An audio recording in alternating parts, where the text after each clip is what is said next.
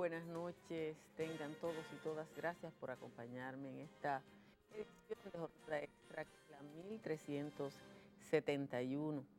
En el contenido de esta noche, Juan Bolívar entrevista a la intelectual Chiqui Vicioso a propósito de la vida del recién fenecido sacerdote William Huiffel. También tendremos un reporte sobre el proceso de limpieza del río Sama, en el que participaron una decena de instituciones y más de 200 voluntarios.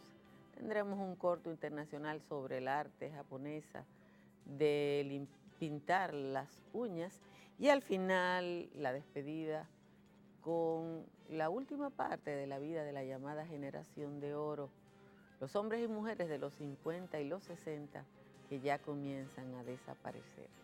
Acomódense y quédense con nosotros.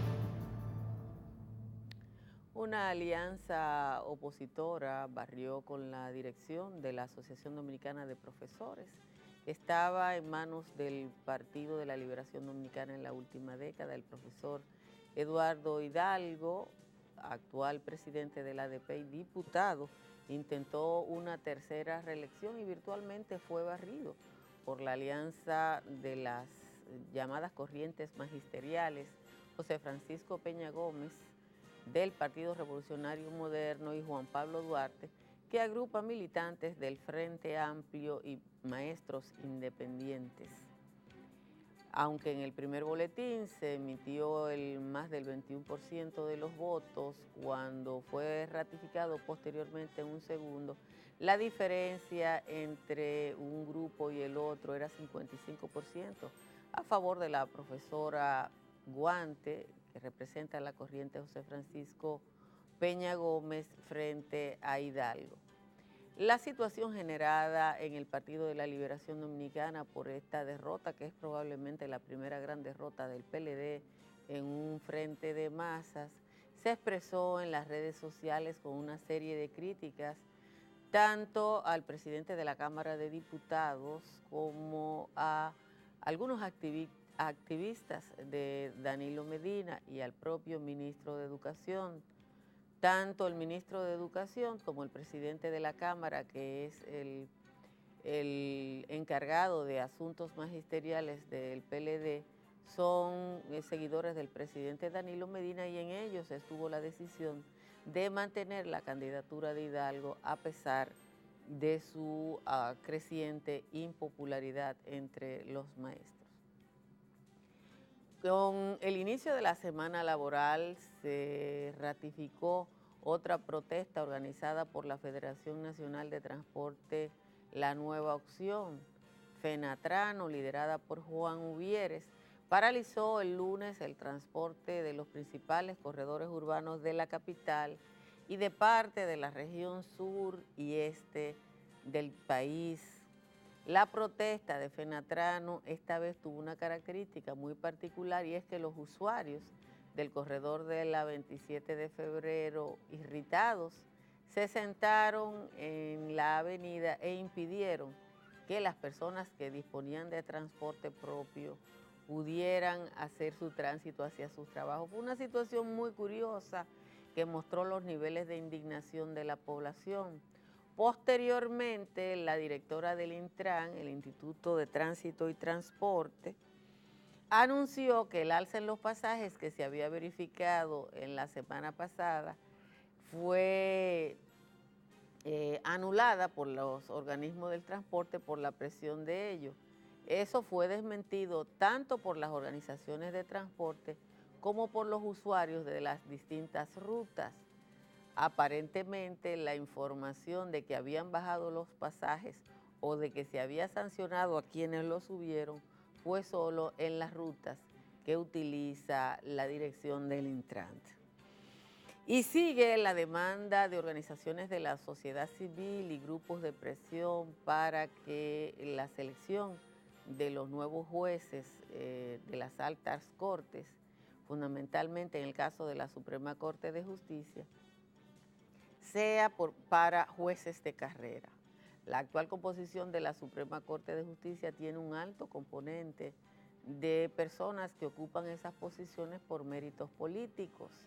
Y a pesar de que la ley establece que un 75% de los jueces de la Suprema Corte tienen que ser de carrera, precisamente los representantes de los jueces, específicamente el juez Fran Soto, tiene una vinculación con el expresidente Leonel Fernández. Por otro lado, la visita de la cúpula empresarial, representados por el CONET y la Asociación de Industrias, a el Tribunal Constitucional ofreciéndole su respaldo, ha provocado ojeriza en distintos sectores de la población. Los empresarios tienen varios casos en el Constitucional y ofrecerle respaldo a un tribunal que puede fallar a su contra o a favor es criticado, sobre todo por gente vinculada al ejercicio del derecho. En el Cibao, una asamblea de decenas de organizaciones ha convocado un paro regional para el día 29. La asamblea estableció una lista de demandas que dice han sido insatisfechas por la administración de Danilo Medina, muy ocupado en Punta Catalina. La primera prueba de fuel hoy para probar las calderas de Punta Catalina se realizó en la tardecita del jueves. En el ámbito internacional, el huracán Michael penetró con fuerza en las costas de la Florida, causando estragos en dos ciudades que tienen el nombre de países.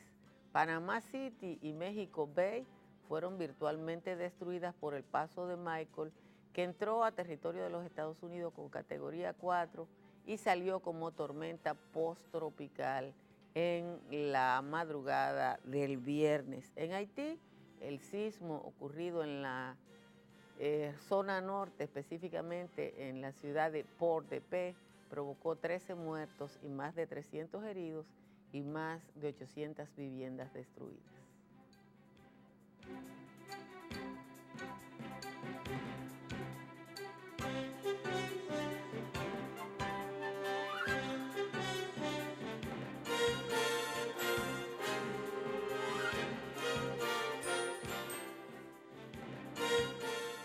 La Unión Europea, la Embajada de los Países Bajos en la República Dominicana y Haití y el Ministerio de Medio Ambiente lideraron una jornada de limpieza de las márgenes del río Sama a propósito del Día Mundial de Limpiezas de Playas y Ríos. Veamos el siguiente reporte. Hoy atendemos el llamado global y decimos presentes para limpiar nuestras costas y riberas de los ríos. Casi 200 voluntarios se han sumado a esta jornada de limpieza porque para el mundo los residuos sólidos se han convertido en un problema cuya solución no podemos postergar. Hoy vemos los efectos de la inadecuada gestión no solo aquí en esta ribera, sino en el entorno ambiental, económico y social. Se contaminan aguas, aires y suelos. Se ven afectadas las especies naturales, las actividades económicas como el turismo y la salud de las personas. Así se pierden oportunidades de desarrollo. Estamos aquí en la orilla del río Sama, en la ciudad de Santo Domingo. Aquí pasan todas las líneas de metro, el teleférico. Estamos aquí, mire, la basura que se ha recolectado en este tiempo. Estamos a la orilla, ahí está el río.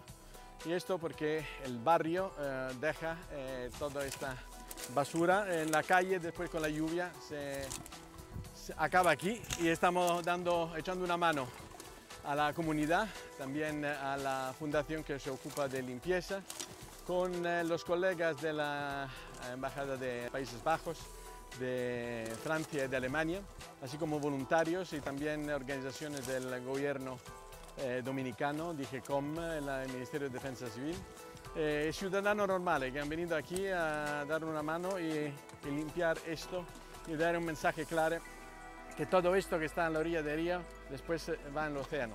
El océano contamina a todos nosotros. Entre los desechos marinos, más del 80% son plásticos. Este atractivo material, apenas biodegradable, suele tener consecuencias tóxicas y nocivas. Además, debido a su resistencia, el impacto se agrava porque cada año generamos más y acumulamos más. Y lo que queremos es concienciar a la gente para que vivamos un planeta mejor para estas generaciones, esta princesa tan bonita. Estamos contribuyendo y participando en esta actividad tan importante porque se ve la cantidad de basura aquí en la orilla del río Osama. Cuando hay mucha lluvia, sale el plástico y nos contamina nuestro mar y nuestros ríos. Yo me recuerdo que cuando yo era niño también no habíamos la concientización que tenemos ahora, que por ejemplo de separar la basura, que vidrio va con vidrio, plástico con plástico, papel con papel, para que puedan ser reciclados. Que aquí cuando se coloca todo junto, no se puede realmente hacer algo otro con la basura. El trabajo que hacemos hoy, tan pequeño que parezca, es importante, es indispensable para la salud de este pueblo, de la ciudad, de la República Dominicana y del mundo. Nos comprometemos hoy de no botar las basuras, no botar las botellas, las bolsas de plástico. Estamos aquí colaborando con esta jornada de limpieza. Nosotros regularmente colaboramos en este tipo de actividades y nuestro club también las realiza. Estamos muy felices de poder colaborar con la Unión Europea en una actividad tan importante como esta. Pero todavía falta mucho por hacer y hay que apoyar y ayudar a la comunidad para que la gestión de los residuos sólidos sea de manera más definitiva un problema solucionado. La Unión Europea ha propuesto un conjunto de normas para toda la Unión que se centran en los 10 productos de plástico de un solo uso que son encontrados con más frecuencia en las playas y los mares de Europa. Lo que hoy nos une en este encuentro es nuestro interés en ser parte de la solución. La próxima vez que te encuentres en una playa o en un río, te invitamos a pensar a qué puedes hacer para cambiar esta realidad. El papel de cada uno de nosotros es clave y nuestras decisiones diarias tienen consecuencias en la lucha contra la contaminación del plástico y de la basura marina. ¿Estamos listos para el cambio?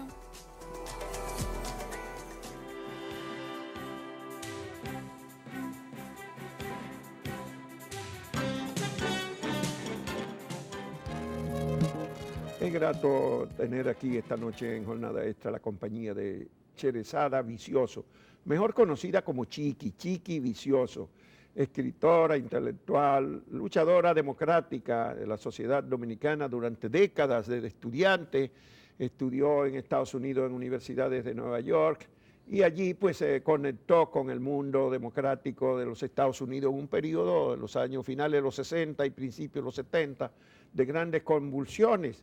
Allí conoció, igual que lo había conocido yo antes, a Bill Wipfler. Bill Wipfler era un sacerdote episcopal que tuvo una misión de defensa de la vida, de los derechos humanos, de promoción humana, de defensa de todos lo que fueron causas en Estados Unidos, en América Central, en Sudamérica durante años.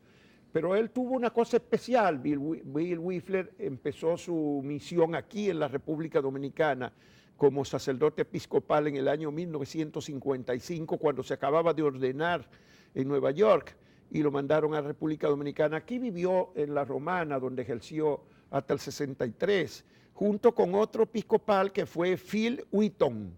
Ambos sembraron el ombligo en la República Dominicana y nunca se han podido desprender de ella. Bill Wipfler murió el pasado fin de semana. Invité a Chiqui para que lo recordáramos esta noche aquí en Jornada Extra, porque él fue un personaje dominico-americano, yo diría, ¿verdad, Chiqui? Exactamente. ¿Cómo llegó a tu vida Bill Wipfler? A ver, Chiqui Vicioso.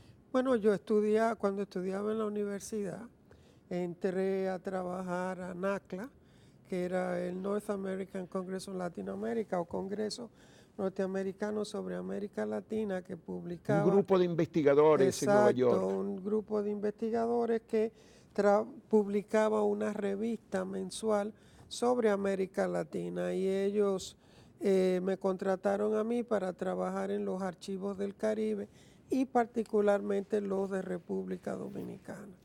Y es a través de NACLA que yo conozco a Bill Weffler. También yo trabajaba en esa época, después que me gradué, en el Centro de Iglesia de las Naciones Unidas como diseñadora de seminarios internacionales sobre América Latina. Y ahí yo establecí o continué la relación con Bill Weffler. Bueno, Weffler fue durante años el director del Departamento para América Latina de la conferencia o del Consejo Nacional de Iglesias, que es el órgano superior que reúne a todas las iglesias no católicas de Estados Unidos, las iglesias protestantes. Exactamente. Y un organismo muy poderoso que tenía un edificio, él tenía en Riverside, yo recuerdo que empecé a visitarlo ahí en el año 1971 cuando yo vivía en Washington. Y él ya era director de ese departamento y después pasó a dirigir el Comité de Derechos Humanos. Se embarcó contra todas las dictaduras del continente. En el 67 él pasó a ser director para América Latina y en el 74 director de la Oficina de Derechos Humanos.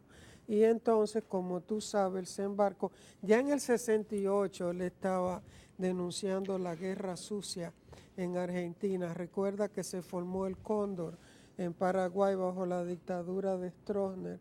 Y ya en el 68 él estaba denunciando un listado para la desaparición de 270 prisioneros políticos. Y entonces logró que el Congreso se pronunciara sobre el Congreso eso. Norteamericano. Exactamente. Porque el Consejo Nacional de Iglesias tenía tanta influencia que llegaba hasta el Capitolio y hasta el Congreso. Él iba al Congreso, él era que asesoraba al Congreso sobre los derechos humanos en América Latina y en ese sentido jugó un papel estelar. Contra los desaparecidos en Brasil, primero en Brasil, ¿no? Exactamente. Después en Argentina, que ya en Chile. tenía una dictadura militar en el 68 y recuerda, y eso es algo que traigo a colación ahora, que ya Bolsonaro era un proponente de la tortura como algo válido, como un método de represión. Bolsonaro es quien ganó la primera vuelta en las elecciones del pasado domingo en Brasil,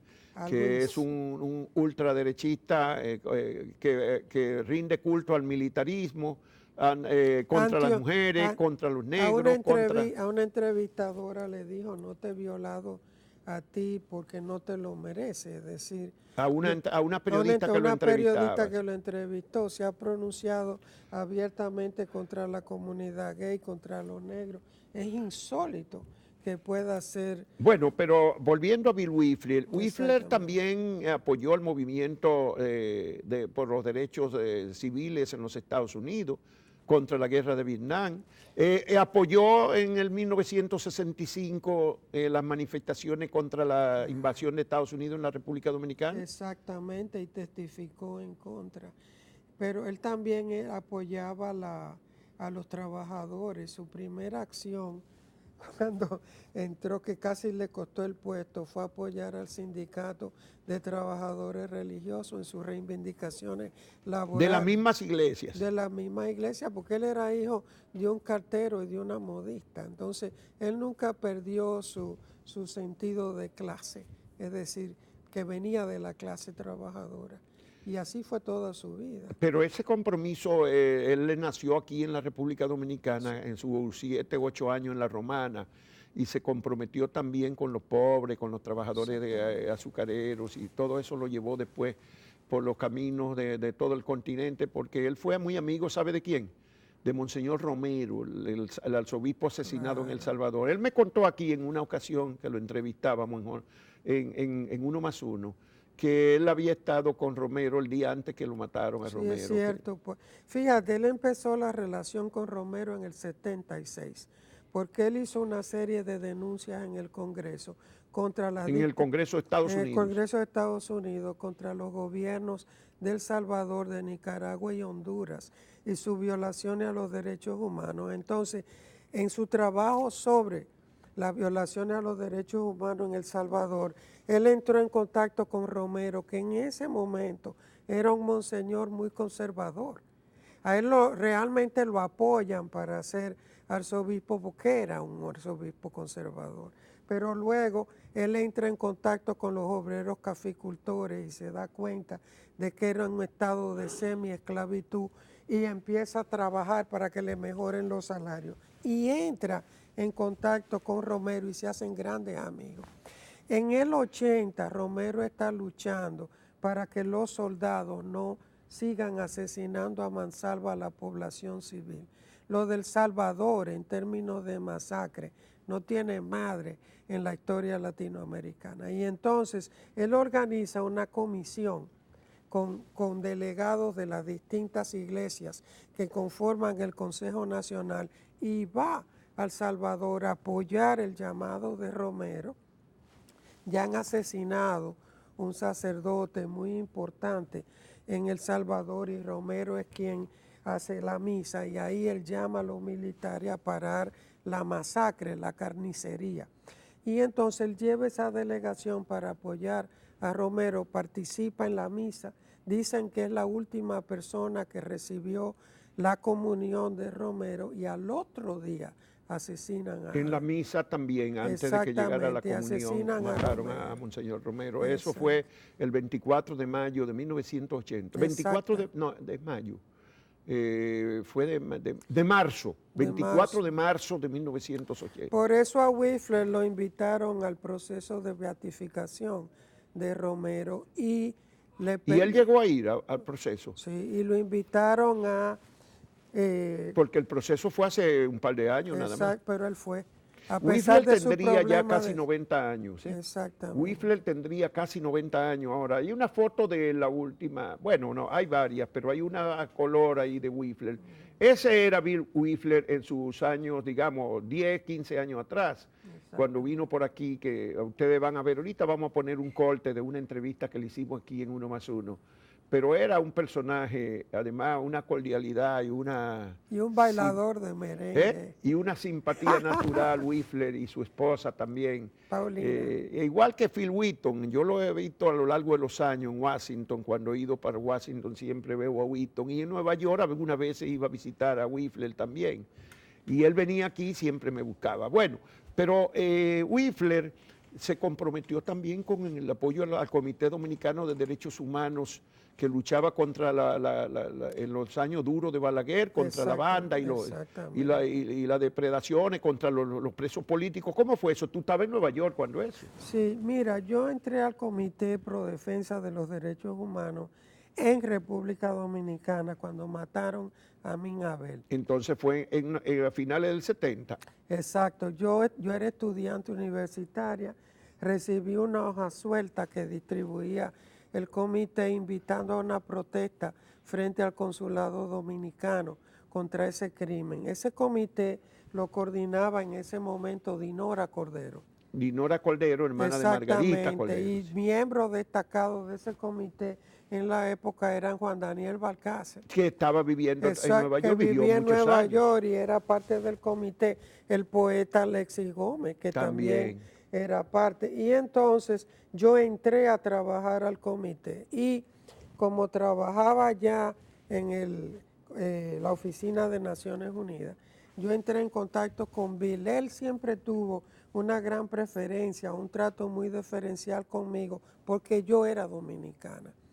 Y su amor por la República Dominicana era algo impresionante. Fue el país que más amó después del suyo. Y entonces Bill comenzó a apoyar nuestras actividades. Nosotros era todavía director en ese momento era director de la Oficina de América Latina.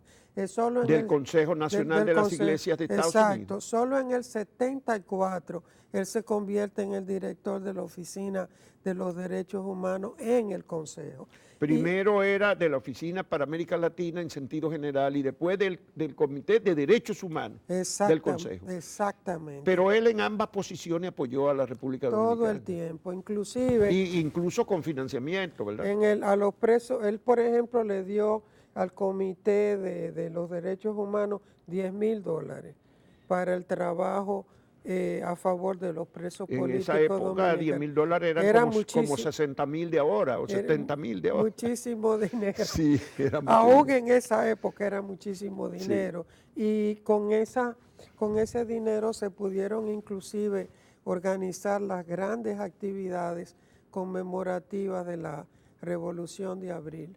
¿Tú entiendes? Que se hicieron en el 75.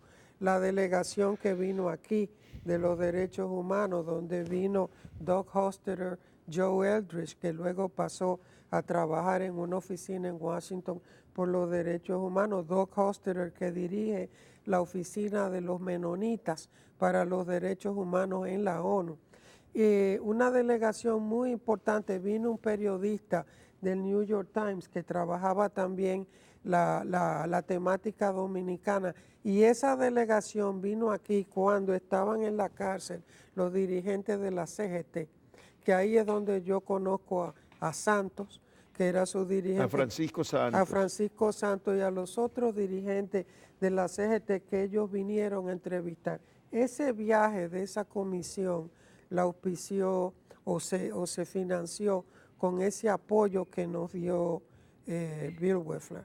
Y siempre a través de los años se mantuvo atento a las necesidades nuestras en ese sentido. Bueno, hubo otro vínculo con la República Dominicana importante de Bill Wefler, es que su tesis doctoral en Nueva York fue sobre la iglesia en la República Dominicana. El título es Poder, Influencia e Impotencia, la iglesia como factor sociopolítico en la República Dominicana. Ese libro fue editado, creo que la única edición fue en 1980, que la hizo Centro de Planificación y Acción Ecuménica, CEPAE, aquí. No se ha reeditado y ese libro está agotado.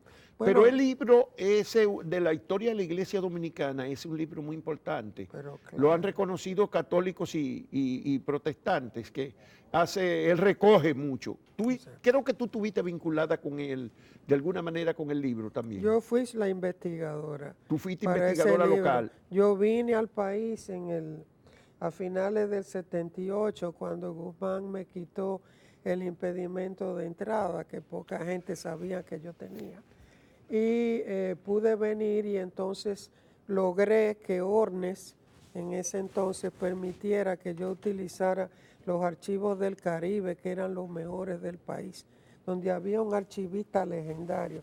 Y yo trabajé ahí varios meses buscando los datos que Bill necesitaba para esa tesis. Ese libro es fundamental porque explico, sobre todo es un análisis muy detallado de lo que fue el concordato, que tú sabes que se firmó un año antes de que Bill llegara al país, que fue en el 55, y que Trujillo viaja al Vaticano y firma con aquel papa infame, que fue Pío XII, que para, entre comillas, proteger el Vaticano, nunca dijo una sola palabra sobre el holocausto de los judíos, un episodio bastante oscuro de la actuación de la Iglesia Católica en ese tiempo. El Bill se mete a desglosar cómo la Iglesia Católica, en función del poder, de ganar poder e influencia en la sociedad, firma ese concordato, que por cierto, a partir del Concilio del Vaticano en el 62 y Medellín en el 68, la Iglesia Católica debió de rescindir. Porque uno de los planteamientos de Medellín es que la iglesia no se puede ligar al poder temporal. Bueno, vamos a ver, antes de seguir hablando sobre este personaje, Bill Wefler, vamos a ver un segmento muy breve de la entrevista que le hicimos aquí en 1+1 en el año 2011 a Bill Wefler. Estaba todavía, él acaba de morir cerca de los 90 años, pero fíjense que todavía hace 7 años estaba muy bien todavía Bill Wefler. Todas las iglesias cristianas hubo una gran movilización en contra de la pobreza, por la lucha contra las dictaduras, por la democracia. Absolutamente. Pero todo eso se ha perdido, es decir, como que la iglesia se ha retraído con esas condenas, volvió a ser una iglesia muy piadosa, de mucho rezo y poco compromiso. Porque yo creo que actualmente una psicología fuerte entró en la vida de las iglesias durante el periodo de ese anticomunismo tan virulento que existía en ese periodo. Creo que en muchas sociedades, yo también fui anticomunista en el sentido de la expansión del comunismo, como estoy completamente ahora opuesto a la expansión de los Estados Unidos, con guerritas, que tiene una guerra aquí, una guerra allá. Es la expansión de un imperio, ¿no? Pero en ese tiempo fue una ideología que entró en el espíritu de todo el mundo. Bueno, ahí está Bill Wipfler, él creía en la teología de la liberación. Totalmente. Y se vinculó con muchos de los teólogos de América Latina en esa materia. Igual que fue un contestatario de la guerra de Vietnam en Estados Unidos y participó en todas esas movilizaciones. Pero él no perdió el poder que tuvo en el Consejo Nacional de Iglesia, a pesar de ser un hombre de las vanguardias. Pero es que hubo muchos sacerdotes católicos y protestantes en esos movimientos sociales de Estados Unidos que tenían relevancia y alcance con muchos legisladores en el Congreso de los Estados Unidos. Bueno, el Consejo Nacional de Iglesia tiene un poder muy grande en términos políticos, porque es que aglutina a todas las iglesias evangélicas de los que son el 80% Unidos. de la población norteamericana es protestante, ¿no? Exactamente, en abierto contraste a lo que está pasando en América Latina, donde las iglesias evangélicas, muchas de ellas, se están adoptando unas posiciones totalmente de ultraderecha. En el caso brasileño de Bolsonaro jugaron un papel insólito, es como si estuviéramos de vuelta en la Guerra Fría. Sí. Es decir, anticomunista, anti-gay, anti-mujer, antigénero. Antinegro también. Antinegro. Él también tuvo unas expresiones despectivas de los negros. Oh, sí, pero yo no sé cómo van a resolver eso, porque Brasil, igual que este país, tiene una población negra. Sí, pero qué sé yo, la población negra en Brasil no creo que pasa del 25% sí, de la población. Pero es un país. Bueno, debería ser influyente para votar, pero no lo es. Bueno, volviendo a Bill Wipfler, en esos años en que él estaba ahí en el Consejo Nacional de las Iglesias, él colaboró también con otra cosa, con nosotros, que muchos no lo saben. Cuando nosotros conseguimos aquel informe de la Comisión de Bolsas y Valores de Nueva York, donde aparecía consignado una reserva de 38 millones de dólares que tenía la Gulf and Western, de unas operaciones que hizo de venta futura de azúcar, que incluyó azúcar del CEA, y le tocaban esos 38 millones, la Gulf se lo quedó y lo tenía en reserva. Y nosotros conseguimos ese documento cuando yo dirigí El Sol y lo publicamos y se armó el de pelote aquí.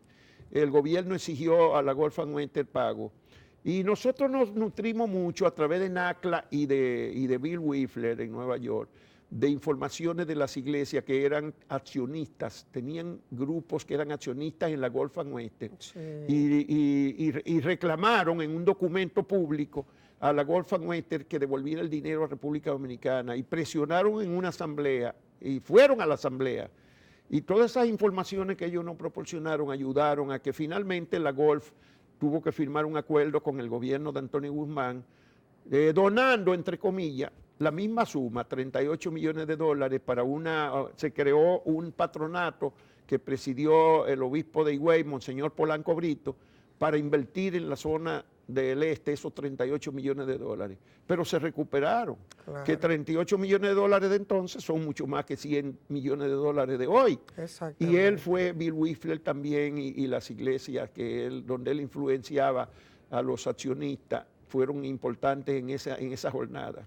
Bueno, Bill Wipfler financió un video que fue famoso en los Estados Unidos que hizo Patrick Hughes, que era un sacerdote católico de Boston, y con ese video que era sobre la Gulf and Western y su actuación aquí, se hizo un trabajo en las comunidades de base de las iglesias evangélicas que condujo a esa presión a nivel de las iglesias como accionistas en esa compañía. Fue una acción ¿cómo te diría yo? Muy pionera, porque eso no se había visto.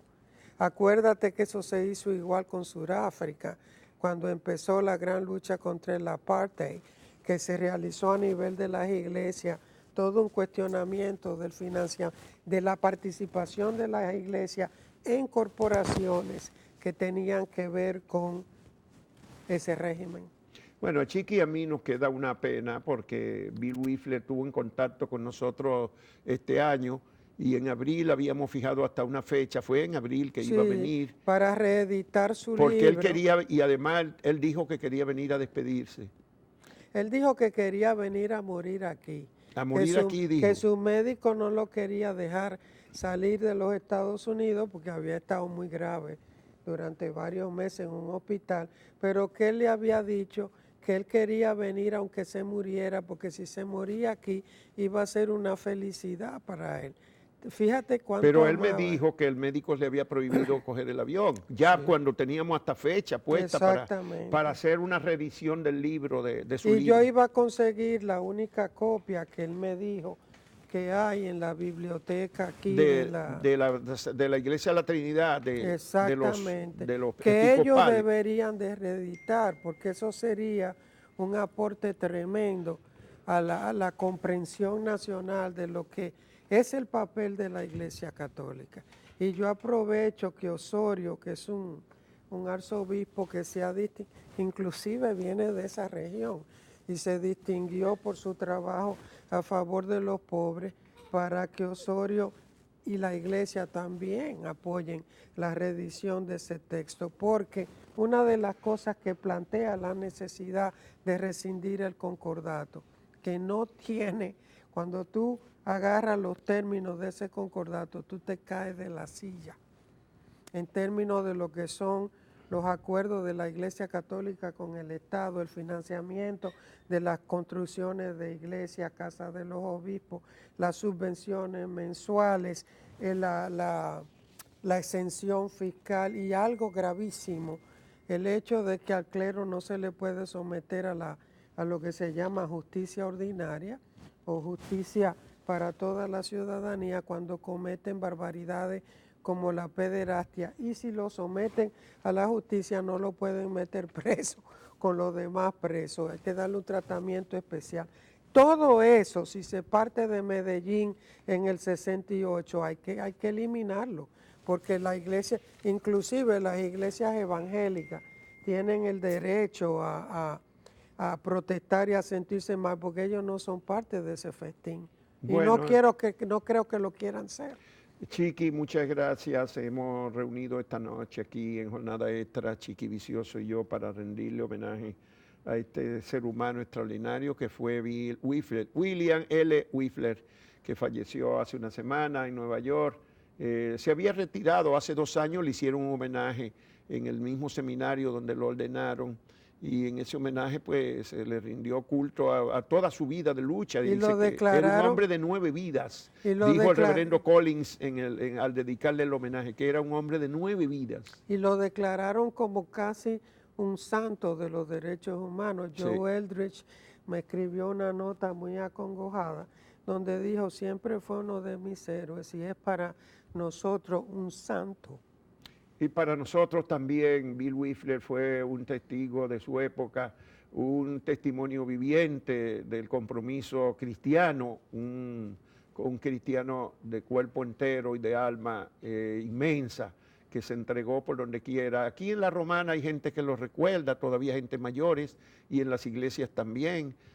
A él y a Phil Wheaton, esos 2 episcopales que llegaron a finales de la era de Trujillo. Aquí ya habían matado a la tiranía dio muerte a un sacerdote episcopal, y eso también fue un elemento que lo comprometió a ellos. Al reverendo Raymond Barnes, Charles Raymond Barnes, fue asesinado en la era de Trujillo, y ellos 2 en La Romana, igual que otros, se sintieron motivados a tomar banderas de cuestionamiento, y desde La Romana, 8 años, salió Bill Wifler para encabezar ese liderazgo que tuvo en las iglesias de los Estados Unidos, que se expandió por Centroamérica y llegó al Cono Sur. Bueno, en el 61 él estuvo en una lista de gentes a asesinar, recuerda, de la cual logró... Y él se fue de aquí tras el derrocamiento de Juan Bosch en el 63. Exactamente. Bueno, vino varias veces y disfrutamos muchas veces de su compañía, de sus amabilidades, aquí y en Nueva York. Exacto. Para siempre, Don Bill Whisler.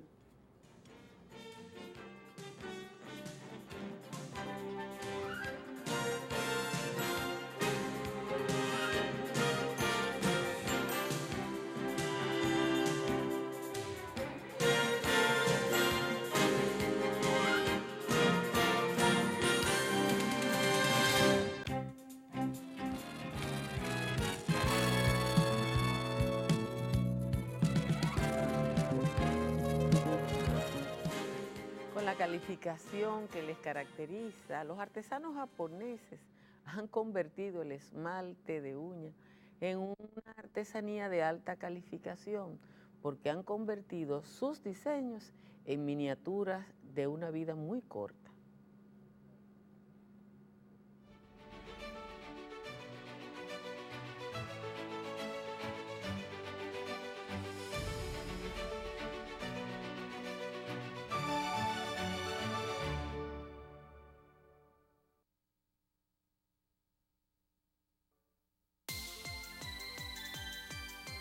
La gran acogida que tiene la moda de pintarse las uñas no da muestras de disminuir. Los diseños frescos y los colores aparecen casi a diario.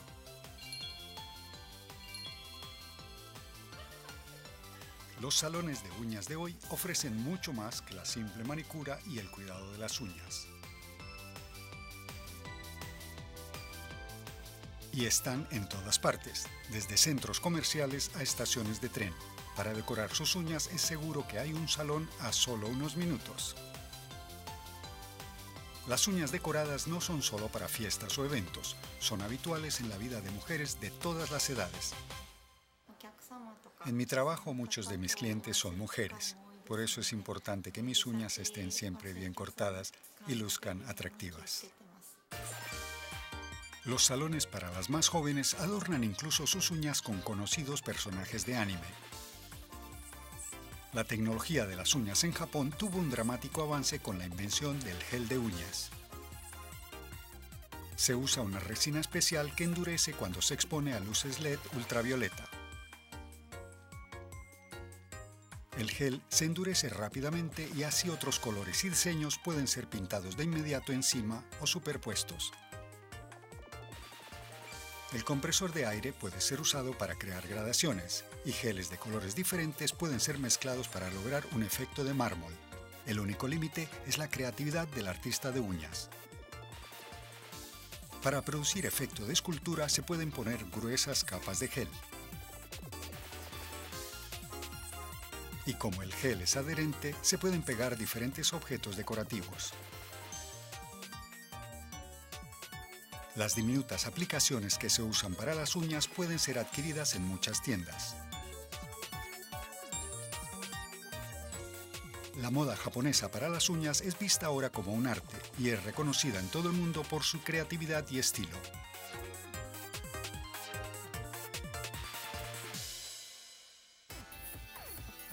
Lady Gaga rompe las fronteras de la moda en sus actuaciones musicales.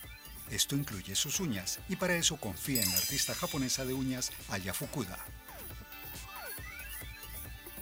Fukuda se trasladó a Estados Unidos en 2008 para seguir su carrera como artista de peluquería y maquillaje. En ese entonces muy pocas mujeres usaban más de un solo color de esmalte de uñas y Fukuda creó un revuelo con sus dramáticas decoraciones de uñas. Cuando estaba de compras o en el metro, la gente miraba mis uñas y me preguntaba por ellas.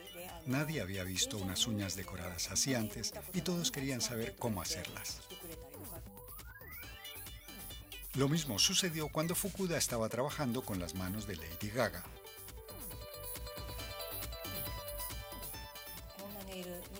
Al ver mis uñas decoradas, Lady Gaga se emocionó mucho y hasta tomó fotografías. Pronto empezó a enviarme materiales como terciopelo y cadenas de oro y me pidió que las incorporara en diseños para sus uñas. De los primeros diseños más atrevidos, Fukuda ha pasado a inspirarse en la belleza de la naturaleza. Recientemente ha empezado a usar flores secas.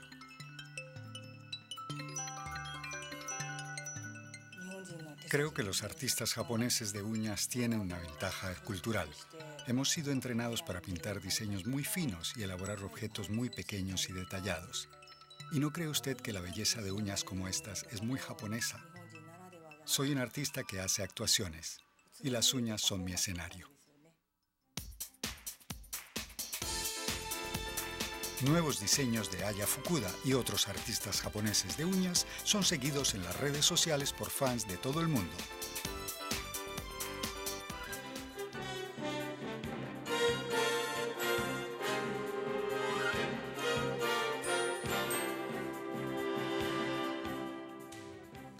La generación de oro, los nacidos en los 50 y los 60, que produjeron los cambios dramáticos que vivió el mundo a finales del siglo XX e inicios del XXI, han empezado a desaparecer.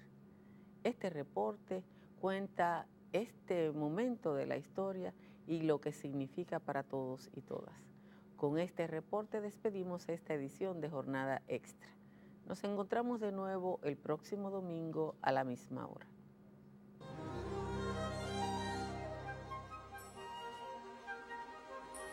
La generación de oro, 50-60.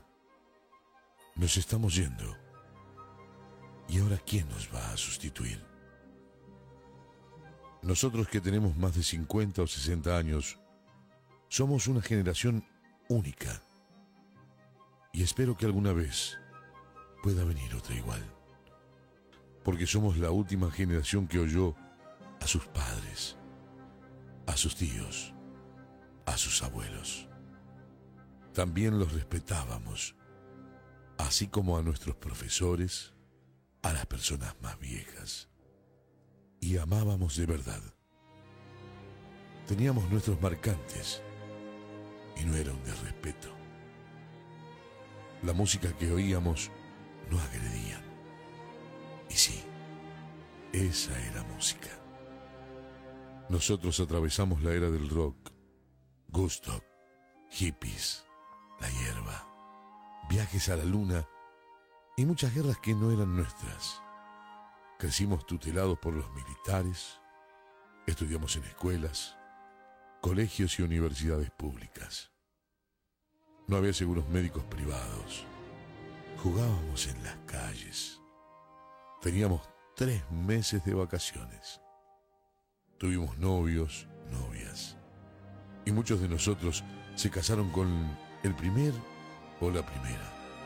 Y continúan. Somos una edición limitada. Nos estamos yendo. Todos los días somos menos. Aprovecha en cuanto puedas. Aprende con nosotros. Y ten en mente que tuvimos mucho trabajo para construir un mundo con sus luces y sus sombras, pero que está siendo destruido por falta de lo que en el pasado teníamos en abundancia: amor y respeto al prójimo. Nos estamos yendo. Y ahora, ¿quién nos va a sustituir?